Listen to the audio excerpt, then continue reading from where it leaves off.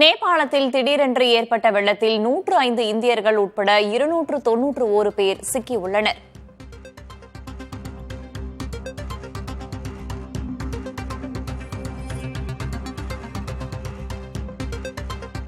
நேபாளத்தில் திடீரென்று வெள்ளப்பெருக்கு ஏற்பட்டிருக்கிறது. இதில் 105 இந்தியர்கள் உட்பட 291 பேர் சிக்கியிருப்பதாக நமக்கு அண்மை தகவல் தெரிவிக்கிறது.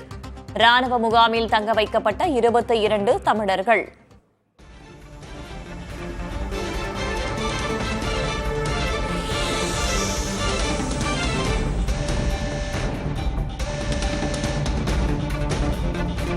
நேபாளத்தில் திடீரென்று ஏற்பட்ட அந்த வெள்ளப்பெருக்கின் சிசிடிவி காட்சிகளை நாம் பார்க்கிறோம். வெள்ளத்தில் 105 இந்தியர்கள் உட்பட 291 பேர் சிக்கியிருப்பதாக தகவல் வெளியாகி இருக்கும் நிலையில் அந்த வெள்ளப்பெருக்கு எந்த அளவுக்கு வீரியமாக இருந்தது என்பதை சிசிடிவி காட்சிகளின் மூலமாக நாம் பார்த்துக் கொண்டிருக்கிறோம்.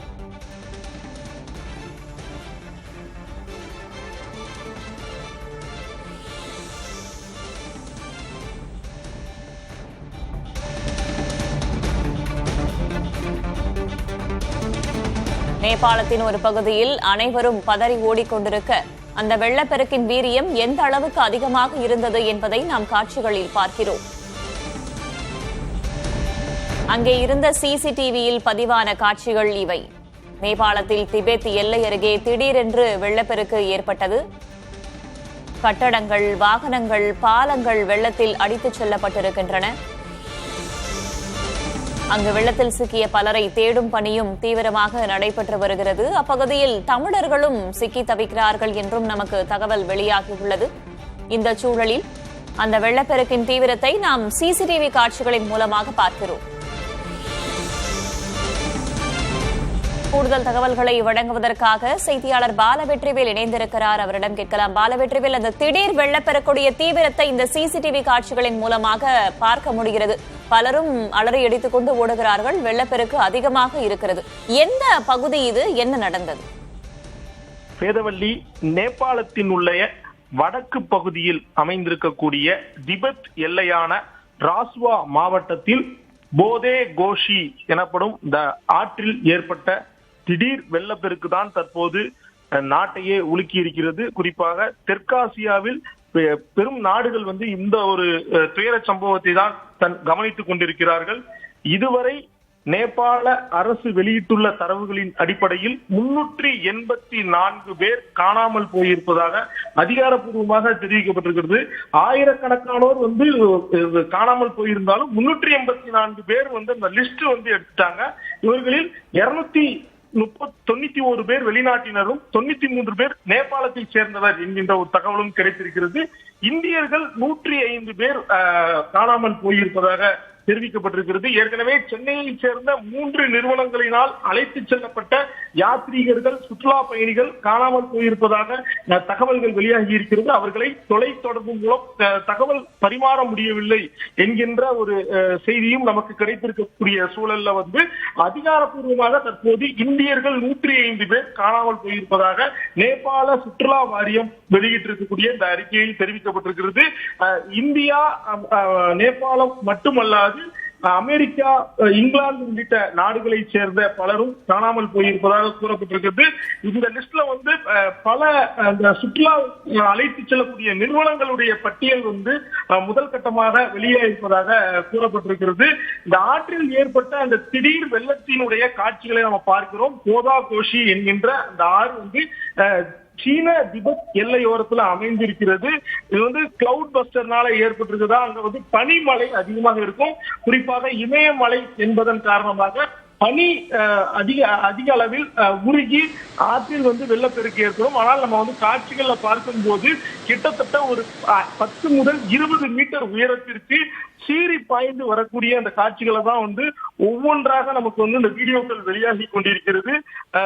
வெள்ளம் மட்டுமல்லாது நிலச்சரிவும் ஏற்பட்டிருப்பதன் காரணமாக பூமிக்கு அடியிலேயும் பலர் புதைந்திருக்கலாம் என அஞ்சப்படுவதன் காரணமாக நேபாள அரசு தற்போது மீட்பு பணியை முடுக்கி விட்டிருப்பதாக கூறப்படுகிறது. உதவிக்கு இந்தியாவையும் அழைத்திருப்பதாகவும் இந்தியாவில் இருந்தும் பல வீரர்கள் என்டிஆர்எஃப் உட்பட வீரர்கள், ராணுவ வீரர்கள்லாம் மீட்பு பணியில ஈடுபட உள்ளதாக கூறப்படுகிறது. இது நேபாளத்தினுடைய வடக்கு பகுதியில அமைஞ்சிருக்குது. குறிப்பாக உத்தராகண்ட் மாநிலத்தை ஒட்டியுள்ள சீன எல்லையில் இந்த பகுதி அமைந்திருக்கிறது. வேதவள்ளி, மீட்பு பணிகள்ல ஏற்கனவே இந்திய வெளியுறவுத்துறை சார்பிலையும் உதவி எண்கள் அறிவிக்கப்பட்டிருக்கிறது. நேபாள அரசு சார்பில் என்னென்ன நடவடிக்கை எடுக்கப்பட்டிருக்கிறது? அந்த மீட்பு பணிகளில் எப்படியெல்லாம் அவர்களை மீட்பதற்கான திட்டமிட்டிருக்கிறார்கள்? எவ்வளவு பேர் இதுல களமிறக்கப்பட்டிருக்காங்க? இந்த பகுதியை பொறுத்தவரை கடல் மட்டத்திலிருந்து கிட்டத்தட்ட 2000 to 3000 மீட்டர் உயரத்துல இருக்கிறது. மிகவும் பள்ளத்தாக்கான பகுதியாக இருக்கிறது. இமயமலையில இடைப்பட்ட ஒரு இடத்தில்தான் இந்த பகுதி அமைந்திருப்பதன் காரணமாக இதுல மீட்பு பணிகள்ல ஈடுபடுவது மிகவும் சவால் நிறைந்த ஒரு பணியாகவே இருக்கிறது. படகுகள் மூலம் மீட்பது என்பது சாத்தியமில்லாத ஒரு நிலை இருப்பதால் முதல் கட்டமாக ஹெலிகாப்டர் மற்றும் ராணுவ விமானங்கள் மூலமாக வீரர்களை களமிறக்கி எந்தெந்த பகுதிகளில் சிக்கி இருக்கிறார்களோ அவர்களை தேடும் பணியும் தொடங்கி இருப்பதாக கூறப்படுகிறது. வானிலை சாதகமாக, அதாவது மீட்பு பணியில ஈடுபடுவதற்கு சாதகமான ஒரு சூழலாக இருப்பதாக கூறப்பட்டாலும் இங்க இருக்கக்கூடிய அந்த காட்சிகளை நம்ம பார்க்க முடியும். இன்னைக்கு காலையில 8:30 மணிக்கு இந்த சம்பவம் நடந்திருக்குது. இப்ப மணி கிட்டத்தட்ட 4 மணி ஆக இருக்கிறது. ஒரு 8 மணி நேரத்திற்கு பிறகு ஒவ்வொரு காட்சிகளாக வெளியாகி கொண்டிருக்கும் நிலையில தற்போது அங்கு இருக்கக்கூடிய நிலை அதாவது கம்யூனிகேஷன் இல்ல, பெரிய அளவுக்கு இல்ல, உணவு தட்டுப்பாடு, அதாவது பெரிய மருந்து பொருட்கள் இல்ல. மக்கள் அந்த பகுதியில் அச்சத்தோடு இருக்கக்கூடிய ஒரு நிலைதான் இருக்கிறது. உள்ளூர் மக்களுடைய தொடர்போடு அங்க சுற்றுலா பயணிகளாக சென்றவர்கள், யாத்ரீகர்களாக சென்றவர்கள் ஆங்காங்கே இருப்பதாக கூறப்படுகிறது.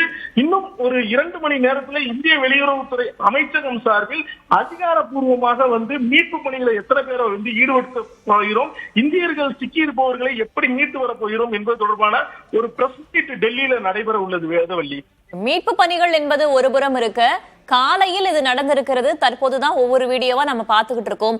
அங்கே சிக்கி இருப்பவர்களுக்கு அடிப்படை வசதிகளான அவர்களுக்கான உடையாகட்டும், பாதுகாப்பாகட்டும், முகாம்கள் அமைப்பதாகட்டும், இந்த மாதிரியான விஷயங்களை செயல்படுத்த தொடங்கிவிட்டார்களா? இந்திய வெளியுறவுத்துறை சார்பில் என்னென்ன உதவிகள் தற்போது வரைக்கும் அனுப்பப்பட்டிருக்கு? காத்மாண்டுவில் இருந்து கிட்டத்தட்ட இந்த பகுதிக்கு குறிப்பாக ராசுவா மாவட்டத்திற்கு 300-400 கிலோமீட்டர் தொலைவு இருக்கிறது.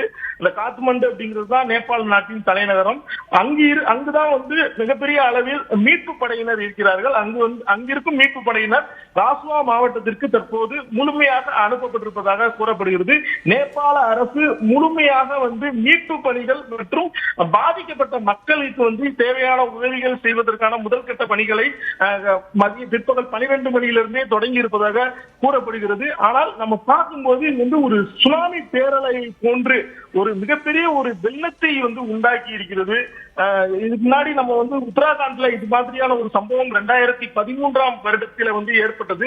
அதை நினைவுபடுத்தும் வகையில நேபாளத்துல இந்த தீர வெள்ள சம்பவம் மிகப்பெரிய ஒரு பேரழிவை அந்த மாவட்டத்துல ஏற்படுத்தி இருக்கும் அப்படிங்கிறது தான் முதற்கட்ட தகவலாக இருப்பதன் காரணமாக ஏற்கனவே அந்த பாதுகாப்பாக இருக்கக்கூடிய மக்களை அந்த பகுதியிலிருந்து அப்புறப்படுத்தும் பணியும் மேற்கொள்ள வேண்டும். அதே போன்று காணாமல் போனவர்களை மீட்பதற்கான முயற்சியிலும் ஈடுபட வேண்டும் அப்படிங்கிற ஒரு 2 கட்டமான ஒரு வியூகங்கள் அடிப்படையில நேபாள அரசு செயல்பட்டு வருகிறது. அருகில் இருக்கக்கூடிய இந்தியா மற்றும் சீனா, அதாவது திபெத் பகுதியில் இருக்கக்கூடிய சீனாவிடமும் நேபாளம் உதவி கேட்டிருப்பதாக தெரிவிக்கப்படுகிறது. அனைவரும் இணைந்து மீட்பு பணியில ஈடுபடுவார்கள் என்கின்ற ஒரு தகவல் தான் கிடைத்திருக்கிறது. தற்போது வரை 17 நாடுகளை சேர்ந்த அந்த சுற்றுலா பயணிகள் மற்றும் யாத்ரீகர்கள் எல்லாமே காணாம போயிருக்கிறார்கள் அப்படிங்கிற ஒரு தகவல் கிடைச்சிருக்கிறதுனால அந்தந்த நாடுகளை சேர்ந்த அரசாங்கங்களும் இந்த விவகாரத்தை தலையிட்டு மீட்பு பணிக்கு உதவி செய்யும் என எதிர்பார்க்கப்படுகிறது. வேதவன், கிட்டத்தட்ட திரைப்படங்களில் கிராபிக்ஸ் காட்சிகளை பார்ப்பது போல அந்த வெள்ளத்துடைய வீரியம் எந்த அளவுக்கு அதிகமாக இருக்கிறது அப்படின்றத நம்ம அந்த சிசிடிவி காட்சிகளின் மூலமாக உணர முடிகிறது. பாலவெற்றிவேல், அந்த வெள்ளம் ஏற்பட்ட பகுதி எத்தகையது? அது மலைப்பாங்கான பகுதி என்பது தெரியும்.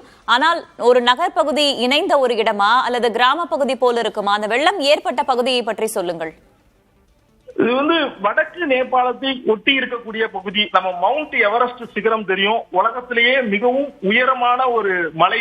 அதுதான் நம்ம பூமியிலேயே மிகப்பெரிய உச்சி. கிட்டத்தட்ட கடல் மட்டத்திலிருந்து 8900 மீட்டர் உயரம். அந்த ஒரு மலை தொடர் அடுக்கினுடைய வடக்கு முனையில தான் நம்ம இப்ப பார்த்துட்டு இருக்க இந்த ஒரு பேரிடர் நடந்திருக்குது.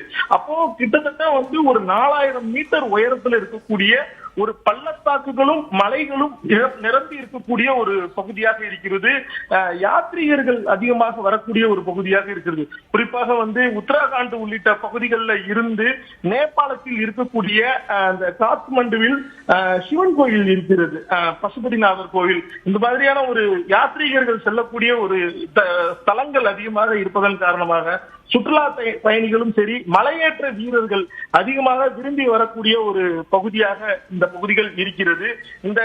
இந்த ஆறுகள்லாம் இணைந்துதான் கங்கையில வந்து கிட்டத்தட்ட ஹரித்வாருக்கு முன்பு வந்து இது வந்து கங்கையில வந்து சங்கமிக்கக்கூடிய ஒரு நிலை இருக்கும். அப்போ இந்த மாதிரியான ஒரு பகுதி என்பது வந்து பெரிய நகரங்களாக குறிப்பிட இல்லாமல் வந்து ஆங்காங்கே ஒரு சிறிய சிறிய நகரங்களாக, ஒரு பேரூராட்சி அளவிலான ஒரு நகரங்களாக கிட்டத்தட்ட ஒரு 2000 மக்கள் வசிக்கக்கூடிய ஒரு நகரம் அந்த மாவட்டத்துல வந்து பாத்தீங்கன்னா ஆங்காங்கே இருக்கும். அந்த மாதிரி ஒரு பகுதியில தான் வந்து இந்த வெள்ளப்பெருக்கு ஏற்பட்டிருக்கிறது. இந்த ஆறை பொறுத்தவரை கிட்டத்தட்ட ஒரு 600-700 கிலோமீட்டர் நீளம் கொண்ட ஆறு. அதனால அந்த ஆற்றினுடைய முழுமையான எல்லா பகுதிகளையும் வந்து இந்த வெள்ளப்பெருக்கினுடைய தாக்கம் இருக்கும் என்றே தெரிகிறது. கிட்டத்தட்ட அந்த பேரிடர் ஏற்பட்டு 8 மணி நேரம் ஆகக்கூடிய நிலையிலும் கூட முழுமையாக இந்த பேரிடருக்கு என்ன காரணம், இதனால் என்னென்ன பாதிப்புகள் ஏற்பட்டது, எந்தெந்த பகுதிகள் முழுமையாக பாதிக்கப்பட்டிருக்கிறது, எவ்வளவு பேர் எங்கெங்கு சிக்கியிருக்கிறார்கள் என்கின்ற முழுமையான தகவல்கள் வெளிவராத ஒரு சூழலே இருக்கிறது. நம்ம எடுத்துக்காட்டா நம்ம ஒரு காவிரி யாத்திரை எடுத்துக்கிட்டோம்னு வச்சுக்கிறோங்க வேதவள்ளி, ஒகேனக்கல்ல இருந்து கிட்டத்தட்ட நாகப்பட்டினம் வரையும் கிட்டத்தட்ட ஒரு 400 கிலோமீட்டர் இருக்குது. ஒரு பெரிய வெள்ளம் வருது அப்படின்னா இடையில இருக்கக்கூடிய ஈரோடு, கரூர், திருச்சி உள்ளிட்ட பகுதிகள்லாம் எந்த மாதிரி பாதிக்கப்படுமோ அதே மாதிரி தான் இப்போ நடந்த இந்த பேரிடரையும் நம்ம வந்து புரிஞ்சுக்கணும். கிட்டத்தட்ட ஒரு 600 கிலோமீட்டர் நீளம் கொண்ட இந்த கோதை கோஷி ஆற்றிலையும் இருக்கக்கூடிய அருகில் இருக்கக்கூடிய கிராமங்கள், நகரங்கள் எல்லாமே வந்து பெரும் அளவிற்கு பாதிக்கப்பட்டிருக்கும் அப்படிங்கிறது தான் முதல் கட்ட தகவலாக இருக்கிறது வேதவல்லி. திரைப்பட காட்சிகளை விஞ்சும் அளவுக்கு அந்த சிசிடிவி காட்சிகள்ல எந்த அளவுக்கு வேகமாக அந்த வெள்ளம் சென்றிருக்கிறது அப்படின்றத நம்மால காட்சிகளின் மூலமாக உணர முடிகிறது. பாலவெற்றிவேல், அந்த வெள்ளம் ஏற்பட்ட பகுதியில அங்கு எவ்வளவு மக்கள் வசித்து வந்தார்கள்? இந்த வெள்ளம் ஏற்பட்டதற்கான காரணமாக என்ன சொல்லப்படுகிறது? நீண்ட காலம் அங்கே ஏதாவது மழை பெய்ததா அல்லது அருகே அணை ஏதாவது இருந்ததா? அணை இருக்கிறது என்றால் கரையோர பகுதி மக்களுக்கு எச்சரிக்கை விடுத்திருப்பார்கள். அணை இருந்ததா இல்ல மேக வெடிப்பு ஏற்பட்டதா? என்ன காரணமாக இருக்கக்கூடும்னு சொல்றாங்க? தென்மேற்கு பருவமழை காலம் நடந்து கொண்டிருக்கிறது. அது உங்களுக்கே தெரியும். இந்தியாவில பெரும்பான்மையான பகுதிகளிலும் சரி, நேபாளம், அடுத்து பங்களாதேஷ் உள்ளிட்ட இந்தியாவை ஒட்டி இருக்கக்கூடிய பகுதிகளிலும் சரி, மழையினுடைய அளவு கொஞ்சம் மாற்றி மாற்றி இருக்கிறது.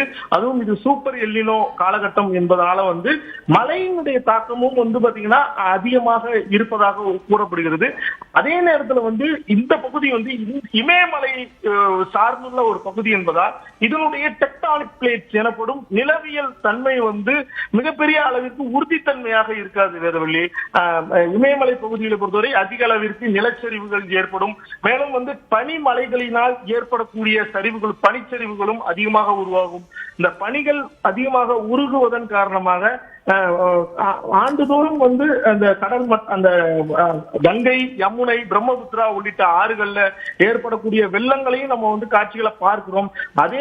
அது போன்ற ஒரு நிலைதான். அதாவது இதற்கான மூல காரணம் என்ன என்பது குறித்தான ஆய்வுகள் வந்து நடைபெற்று வருகிறது. இதுக்கான காரணம் நீங்க சொன்ன மாதிரி அணைக்கட்டுனால வந்து ஏற்பட்ட ஒரு பாதிப்பா அல்லது ஒரு பெரிய ஒரு கிளவுட் பஸ்டர் மேக வெடிப்பு ஏற்பட்டுள்ளதா அல்லது பனி வந்து உருகி மிகப்பெரிய அளவுக்கு சரிவு ஏற்பட்டிருக்கிறதா அப்படிங்கிறதுக்கான ஒரு ஆய்வுகள் வந்து மேற்கொள்ளப்பட்டிருந்தாலும் இதனுடைய உண்மையான முடிவுகள் எதுவுமே தெரியப்படுத்தப்படாத ஒரு நிலைதான் இருக்கிறது. தற்போதைக்கு நேபாள அரசு முழுமையாக மீட்பு பணிகள், மக்களை வந்து அந்த பகுதிகளிலிருந்து அப்புறப்படுத்துவது மற்றும் வெளிநாட்டின் நாடுகளிடம் இருந்து உதவிகள் பெறுவது அப்படிங்கிற ஒரு நடவடிக்கையில தான் ஈடுபட்டு வராங்க. இன்னும் சில மணி நேரங்கள்ல வந்து இன்னும் இந்த ஆற்றில் ஏற்பட்டதற்கான பேரிடருக்கான காரணம் என்ன என்பது குறித்து விஞ்ஞானிகள் மூலம் நமக்கு வந்து தகவல்கள் தெரியப்படலாம். எப்படி எடுத்துக்கொண்டாலும் இமயமலையை ஒட்டி இருக்கக்கூடிய நேபாளத்தில் திபெத் எல்லை அருகே திடீரென்று வெள்ளப்பெருக்கு ஏற்பட்டிருக்கிறது. கட்டடங்கள், வாகனங்கள், பாலங்கள் அடித்து செல்லப்பட்டிருக்கின்றன. இந்தியாவிலிருந்து பலர் சென்றிருக்கிறார்கள், அவர்களும் அங்கே சிக்கி இருக்கிறார்கள்.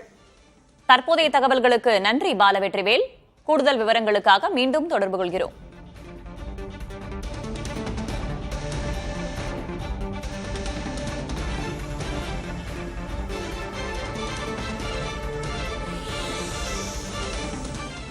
நேபாளத்தில் திபெத் எல்லை அருகே திடீரென்று வெள்ளப்பெருக்கு ஏற்பட்டிருக்கிறது. 400க்கும் மேற்பட்ட இந்தியர்கள் அங்கு இருக்கிறார்கள். 100க்கும் மேற்பட்ட தமிழர்களும் இருப்பதாக தகவல் தெரிவிக்கப்பட்டிருக்கிறது. குறிப்பாக கும்பகோணத்திலிருந்து 50க்கும் மேற்பட்டவர்கள் அங்கு சென்றிருக்கிறார்கள். இது தொடர்பாக கும்பகோணம் வட்டாட்சியர் பூங்கொடி புதிய தலைமுறைக்கு பேட்டியளித்திருக்கிறார். அதனை பார்க்கலாம். சூப்பர் யாத்ரா ஏஜென்சி இந்த நிறுவனத்திலிருந்து 57 பேர் போயிருக்காங்க. 57 பேர்ல நம்ம தஞ்சாவூர் டிஸ்ட்ரிக்டை சேர்ந்தவங்க 17 பேர் சொல்லியிருக்காங்க. அந்த அட்ரஸை தான் நம்ம சேகரிச்சுட்டு இருக்கோம். நாங்கள் இப்போ விசாரணை பண்ணிட்டு இருக்கோம். கலெக்டர் மேமும் சென்னையில் பேசிட்டு இருக்காங்க. நம்ம தஞ்சாவூர்லேருந்து போனவங்க மட்டும் எத்தனை டீட்டெயில்ஸ் ரிப்போர்ட் வாங்க சொல்லியிருக்காங்க. அதையும் வாங்கிட்டு இருக்கோம். மேக்ஸிமம் சேஃபாக இருக்காங்கன்னு தான் சொல்லியிருக்காங்க. சூப்பர் யாத்ரா ஏஜென்சி இந்த நிறுவனத்திலேருந்து 57 பேர் போயிருக்காங்க. 57 பேர்ல நம்ம தஞ்சாவூர் டிஸ்ட்ரிக்டை சேர்ந்தவங்க 17 பேர் சொல்லியிருக்காங்க. அந்த அட்ரஸை தான் நம்ம சேகரிச்சுட்டு இருக்கோம். நாங்கள் இப்போ விசாரணை பண்ணிட்டு இருக்கோம். கலெக்டர் மேமும் சென்னையில் பேசிட்டு இருக்காங்க. நம்ம தஞ்சாவூர்லேருந்து போனவங்க மட்டும் எத்தனை டீட்டெயில்ஸ் ரிப்போர்ட் வாங்க சொல்லியிருக்காங்க. அதையும் வாங்கிட்டு இருக்கோம். மேக்ஸிமம் சேஃபாக இருக்காங்கன்னு தான் சொல்லியிருக்காங்க.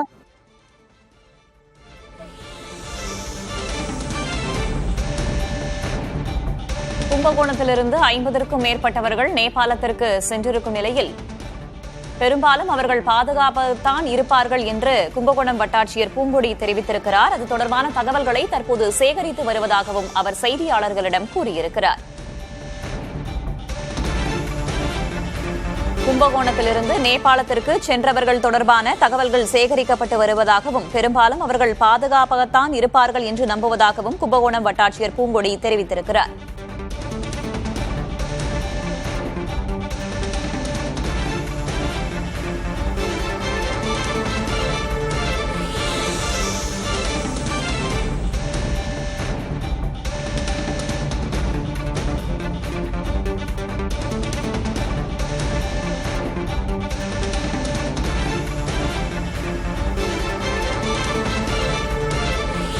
நேபாள பெருவெள்ள மீட்பு பணி களமிறங்கிய சீனா அதிகாரிகளுக்கு சீன அதிபர் ஷி ஜின்பிங் உத்தரவு பிறப்பித்திருக்கிறார். நேபாளத்தில் திபெத் எல்லை அருகே திடீரென்று வெள்ளப்பெருக்கு ஏற்பட்டிருக்கிறது. அது தொடர்பான சிசிடிவி காட்சிகளை ஒருபுறம் பார்க்கிறோம். மறுபுறம் தமிழகத்திலிருந்து நேபாளத்திற்கு சுற்றுலா சென்றவர்கள் எடுத்துக்கொண்ட குழு புகைப்படத்தையும் நாம் பார்த்துக் கொண்டிருக்கிறோம். இவ்வாறாக பெருவெள்ளம் ஏற்பட்டிருக்கும் நிலையில் அங்கு மீட்பு பணிகளில் சீனாவும் களமிறங்கியுள்ளது. அதிகாரிகளுக்கு சீன அதிபர் ஷி ஜின்பிங் இதற்கான உத்தரவை பிறப்பித்திருக்கிறார்.